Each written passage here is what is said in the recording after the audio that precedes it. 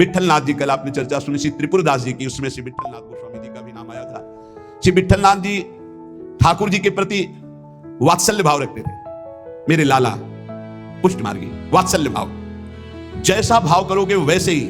ये था माम प्रपद्यन्ते तास्तथैव भजाम्यहम् हम। ठाकुर जी के प्रति इनका पुत्र भाव था, मेरा लाला, जैसे नंद बाबा, ठीक ऐसा ही भाव श्री विट्ठलनाथ गोस्वामी जी का। एक बार श्री श्रीनाथ जी को दूध पिला रहे थे, ठाकुर जी ने एक घूंट पिया दूध और कटोरा ऐसे हटाते हुए कहा जय जय, क्या कमी रह गई दूध में? ठाकुर जी ने कहा बहुत मीठा कर दिया, मिश्री बहुत अधिक डाल दी, मुझसे पिया नहीं जाता। बड़ी मनमार करी, आज पी लो कोई बात नहीं, क्योंकि पुत्र भाव है। ठाकुर जी ने बड़ा ऐसे करते हुए पिया। दूसरी बार भोग में आपने मिश्री कम मिलाई, ठाकुर जी ने एक घूंट पिया, ऐसे कर दिया। कहा जय जय, आज क्या कमी? कहा दूध तो एकदम सीठा कर दिया, फिर भी पी लो। थोड़ा ही कम तो मिश्री मिलाई, पहले वाले में आप कह रहे थे मिश्री बहुत अधिक है, तो इसे थोड़ी कम कर दी। बोले नहीं, सीठा है, पी लो, आप पी लो, पी लो। बहुत दुलार किया, दूध पी लिया। तीसरी बार जब भोग लगाया तो मिश्री अलग, दूध अलग। लालजू ने कहा आपने ऐसा क्यों किया, मिश्री क्यों नहीं मिलाई? गोसाई जी ने कहा जब मेरे द्वारा मिलाई हुई मिश्री आपको पसंद ही नहीं आती, कभी कह देते हो बहुत मीठा है, कभी कह देते हो सीठा है, तो आज स्वयं मिला लो। तो हंसकर कहा कि हम मिलाने लायक हैं, हम आपके बालक हैं, बालक मिलाना क्या जाने। और दौड़ गए और गोद में बैठकर छाती से चिपक गए और कहा रूस गए क्या, मिला के पिलाओ, हम तो बालक हैं, हम थोड़ी मिला पाएंगे। ये था माम प्रपद्यन्ते, वात्सल्य भाव, मेरे पुत्र हो। तो वैसे ही ठाकुर जी गोसाई जी के हृदय से चिपक करके श्री श्रीनाथ जी कहने लगे मैं तो आपका बालक हूं ना। अशुभ प्रवाह होने लगा। ठाकुर जी ऐसे महान सुख देते हैं जो जिस भाव से। एक दिन मचल गए, सैया रचना करके जब शयन कराने को गए, कहा ये सैया ठीक नहीं है, दूसरी सैया ले आए। ये बिछौना ठीक नहीं है, दूसरा बिछौना ले आए। नहीं नहीं, ये रंग मुझे पसंद नहीं, और रंग का बिछौना बिछा दिया। अब कितने बिछौना, कितनी सैयाएं बदल दी लालजू महाराज बार बार, ये ठीक नहीं, ये ठीक नहीं। पसीना पसीना हो गए थे गोसाई जी।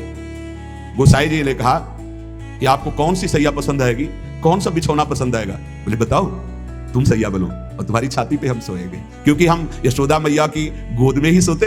अगर दिन में कभी अथाई में बाबा के पास गए तो उनके तोंद पे लेट के सोते, तो आप लेटो और आपकी गोद में हम। श्रीनाथ जी, श्री विट्ठलनाथ जी गोस्वामी जी की गोद में जैसे मां की गोद में बच्चा, ऐसे श्रीनाथ जी सोए। एक दिन श्रीनाथ जी के सामने गिरिराज जी से बंदर आया, ऐसे किया वो जैसे बंदर करते, ऐसे। वो बड़ी जोर रो पड़े श्रीनाथ जी, और गोस्वामी जी सेवा में थे। तत्काल गोस्वामी जी के ऐसे गोद में चिपक गए और कहा बंदर मुझे डर लगता है। गोसाई जी ने कहा इस बंदर से डर लगता है? बड़े बड़े भयंकर बंदर, न जाने कितने महाबली बंदर, और बड़े बड़े भयंकर राक्षस, रामा अवतार में तुम कैसे मारे होगे राक्षसों को, और कैसे तुम्हारे साथ बंदर सेना थी, हमारी तो समझ में नहीं आता। ऐसे कह के मन में पर्वताकार बंदर, महाभयानक राक्षस हो। यहां छोटे से बंदर को देख के चिपक गए और डर करके कहते मुझे बंदर से डर लगता है। जब शयन करने गए तो ठाकुर जी ने शयन में कहा कि देखो गोसाई जी, एक ही भाव रखो, एक म्यान में दो तलवार नहीं होती। यदि पुत्र माना है तो केवल पुत्र मानो, अगर भगवान मानोगे ऐश्वर्य तो फिर पार नहीं पाओगे, हम ऐसा ऐश्वर्य दिखाना शुरू कर देंगे। अगर पुत्र माना है तो केवल पुत्र ही मानो, तो तुम्हारा बेटा बंदर से डरेगा कि नहीं? तो हम वैसे ही डर रहे हैं जैसे बेटा डरता है। और अगर ये कि भगवान ऐश्वर्यशाली, तो फिर पार नहीं पाओगे, हम इतना ऐश्वर्य दिखा देंगे। एक म्यान में दो तलवार नहीं रहती। गोसाई जी जगे एकदम, और श्रीनाथ जी को देखा पास में, गले से लगा करके दुलार करते हुए, वात्सल्य भाव। एक दिन चूड़ी पहनाने वाली आई। गोसाई जी ने कहा कि जाओ हमारे घर में जितनी बहुएं हैं सबको चूड़ी पहना दो और पैसा यहां ले लेना आके। आपके 7 पुत्र थे तो 7 बधुएं थी। गोसाई जी ने यह नहीं कहा कि 7 बधुओं को पहना देना, कहा कि मेरी जितनी बहुएं हैं उन सबको चूड़ी पहना दो और पैसा यहां से ले जाना। अब उनकी 7 बहुएं तो चूड़ी पहनी, 8वीं श्री स्वामिनी जी पहुंच गई अपने कर कमल। जे ही उस चूड़ी पहनाने वाली ने श्री जी के कर कमल को देखा, अशुभ प्रवाह, आनंद मूर्ति हमारी प्यारी जो है, अशुभ प्रवाह होने लगी। ऐसा उसको लगने लगा कि आनंद के आवेग में मुझे मूर्छा आ जाएगी। नीलांबर का हल्का सा घूंघट है, मनो मृणाल, मनो कमल लाल, ऐसे सुंदर कर कमल। वो सोच रही इनके कर कमल में पहनाने लायक तो चूड़ियां ही नहीं हमारे पास। श्री जी ने इशारा किया, पहनाओ। किसी तरह वो प्रेम शिथिल होते हुए जैसे जैसे इशारा होता गया वो चूड़ियां पहनाई। बहुत देर तक वह शुभ प्रवाह करती रही। इसके बाद गोस्वामी जी के पास उसको ले जाया गया। गोस्वामी जी ने 7 बहुओं की चूड़ी के कितने पैसे होते? तो उसने कहा 7 नहीं 8। गोसाई जी ने कहा 7 बहुएं तो तू 8 की बात कैसे कह रही? तो उसने कहा मैं कसम खा के कहती हूं मैंने 8 बहुओं को। तो बोले जब 7 हैं ही तो 8 कैसे? तो उनका मैं कसम खा के कहती हूँ 8 बहुएं थी और मैंने 8 को पहनाई है, और जो 8वीं थी वो इतनी सुंदर थी, इतनी, और रोने लगी। गोसाई जी ने कहा कि ऐसा कैसे हो सकता है, चलो इससे झंझट हटे, 8 बहुओं की चूड़ी पहनाने के पैसे दे दिए। जब रात्रि में शयन किया तो श्री जी ने गोसाई जी से कहा कि उस चूड़ी वाली से क्यों झगड़ रहे थे? क्या आप प्रीतम लालजू को आप अपना पुत्र नहीं मानते? हाँ पुत्र तो है ही, वो हमारे मानने की क्या बात है? तो मैं कौन हूं? पुत्र बधू हुई कि नहीं? अगर आप कहते 7 बहुओं को पहना दो तो मैं कदापि नहीं जाती। आपने कहा मेरी सब बहुओं को पहना दो, तो 8वीं मैं हूं, मेरे ही धारण। श्री जी के इन वचनों को सुनकर गोसाई जी तत्काल उठे और बैठे बैठे रात भर रोते रहे कि लाडली जू कितनी कृपालु, कितना भाव स्वीकार करने वाली है। यहां एक बात ध्यान रखनी है कि गुरु प्रदत्त भाव के अनुसार, संबंध के अनुसार जब सेवा की जाती है तो बहुत जल्दी वो सेवा सिद्ध हो जाती है, आराध्य देव बात करने लगते हैं। भक्त की हर बात को प्रभु सुन रहे हैं। गोसाई जी ने कहा जाओ सब बहुओं को चूड़ी पहना दो, सुन रही ना श्री जी, इसीलिए चूड़ी पहनने गई। हमारा भाव दृढ़ होना चाहिए, भाव में कमी नहीं होनी चाहिए।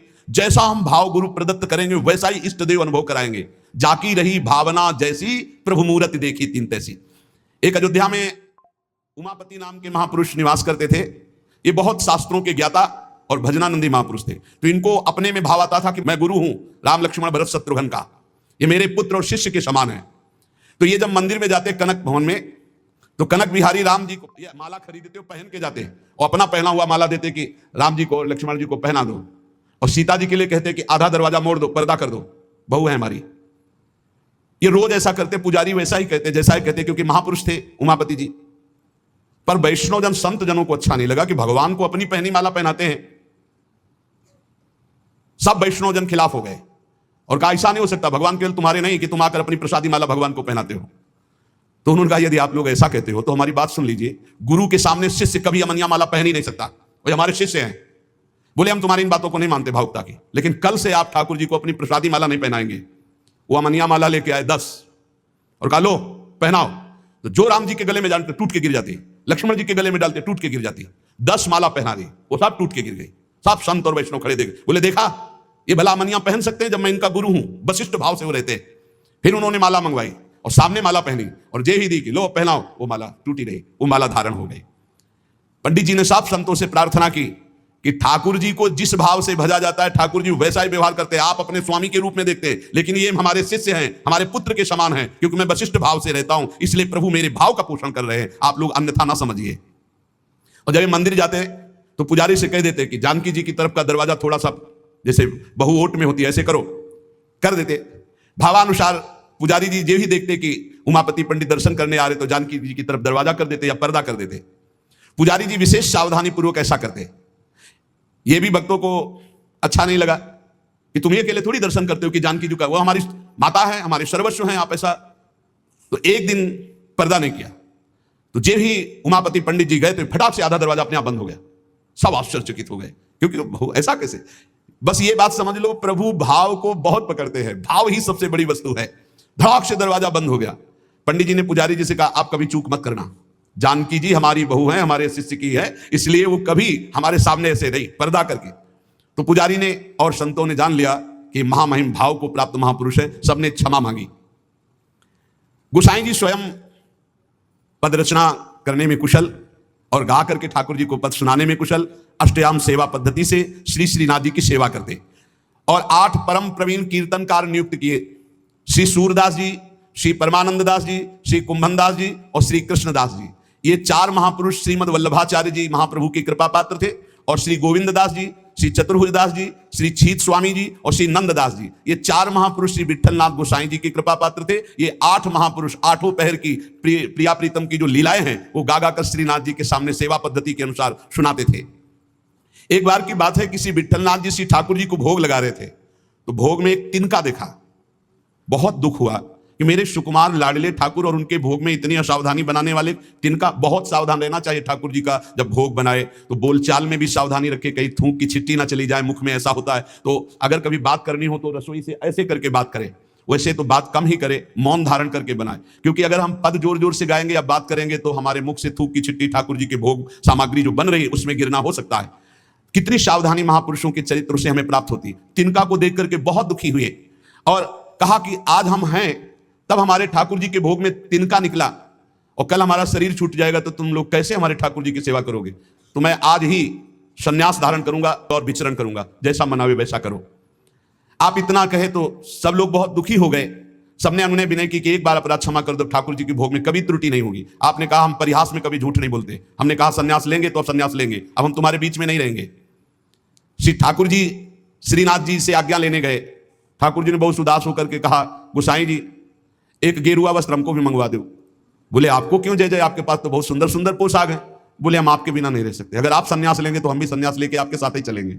देखो कैसा प्यार करते, जैसे माधोदास बाबा जगन्नाथ जी को प्यार करते। तो जगन्नाथ जी से जाके आज्ञा ली, जय जय अब ब्रज 84 कोष आपकी लीला भूमि में जाना चाहता हूं, आदेश दे दो। बोले बाबा आपके बिना हम रह नहीं सकते। बोले नहीं जय जय, हमारे पास इतनी भोग सामग्री नहीं कि मैं रास्ते में आपको भोग लगाऊं, आपको नहीं ले जा पाऊंगा, पर हम जाएंगे ब्रज 84 कोष दर्शन करने आपकी लीला भूमि के। ठाकुर जी चुप हो गए, उनके आगे बस कहां। अब वो सुबह प्रातःकालीन चले। अब सुबह सुबह ही इतनी भूख लग आई, तो उन्होंने कहा आज तक कभी ऐसी भूख नहीं लगी। तो एक माई थी, तो उससे कहा माई बहुत भूख लगी, कुछ मिल सकता है। तो बोले बाबा अभी बना देती हूं। तो कुछ समय में वो भोजन बना करके और पवाने, और जब पवा रही थी माधवदास बाबा को तो रोते जा रही थी। तो बाबा की दृष्टि गई। बाबा ने कहा माई रो क्यों रही हो। बोले इतना सुंदर सुकुमार लाडला बालक तुम्हारे जैसे बाबा जी के साथ कैसे आ गया, इसकी माँ कैसे रहती होगी। तो उन्होंने भागवतिक दृष्टि से देखा तो थाल में बैठे जगन्नाथ जी पा रहे थे। बोले इसीलिए भूख लग रही थी, हमें पता क्या कि तुम्हें भूख लग रही, तुम क्यों साथ। बोले बाबा मैं नहीं रह पाऊंगा आपके। ये जरा प्यार देखो ठाकुर जी का। कह रहे बाबा मैं नहीं रह पाऊंगा। ऐसे ही श्रीनाथ जी गोसाई जी से कह रहे कि एक गेरुआ वस्त्र हमको भी मंगा दो, अगर आप संन्यास लोगे तो हम भी संन्यास ले लेंगे। गोसाई जी आपके बिना हम नहीं रह सकते। गोसाई जी गले से लगा लिया। तो कहा गले से लगा लिया तो मेरी बात मानो, तुम्हें संन्यास नहीं लेना। बोले जैसी आपकी आज्ञा। बोले सेवा में त्रुटि अगर हो रही तो जब मुझे दुख नहीं तो तुम्हें दुख क्यों हो रहा है। तो बोले तुम्हें दुख हो या ना हो, आप मेरे पुत्र हो, मेरे को दुख होता है कि मेरे लालन के भोग में तिनका कैसे आ गया। भाव समझिए। श्री विठलनाथ गोसाई जी स्वयं सेवा में सावधानी पूर्वक, पर कभी कभी अगर त्रुटि हो जाए सेवा में तो बहुत ही असंतुष्ट हो। यह ध्यान रखने का विषय है कि हम केवल विग्रह की पूजा नहीं कर रहे, साक्षात श्यामा श्याम विराजमान है, साक्षात श्री जी विराजमान। हम जल पिवाएं तो उसी भाव से, भोग लगावें तो उसी भाव से, पोशाक पहनावें तो उसी भाव से। श्री गोस्वामी जी शयन करते थे गोकुल में आकर और नित्य प्रति श्री श्रीनाथ जी की सेवा में आते। यहां जतिपुरा गोवर्धन में श्रीनाथ जी विराजमान थे, तो आप घोड़े पे चढ़ करके आते थे। यदि कहीं आने में कुछ विलंब हो जाए तो अन्य सेवा चाहे कोई कर ले, पर आरती आप ही रोज करते थे, आरती सेवा आप ही करते थे। आज भी बल्लभ कुल में नियम चला आ रहा है कि और ठाकुर सेवा तो सब मिलकर करेंगे, लेकिन आरती गोस्वामी वंशज ही करेंगे। श्री ठाकुर जी की अक्षुण्ण सेवा गोस्वामी जी अपने बालक के समान मानकर करते। जो भगवन्निष्ठ सदाचारी पुरुष होते हैं तो उनका प्रभाव सबके ऊपर पड़ता है। उस समय भक्ति का वातावरण एक बन चुका था, जिसको देखो सब भगवान की भक्ति में निमग्न। जो श्री विठलनाथ जी थे, ये श्रीमद वल्लभाचार्य जी के द्वितीय सुपुत्र है। आपका जन्म प्रादुर्भाव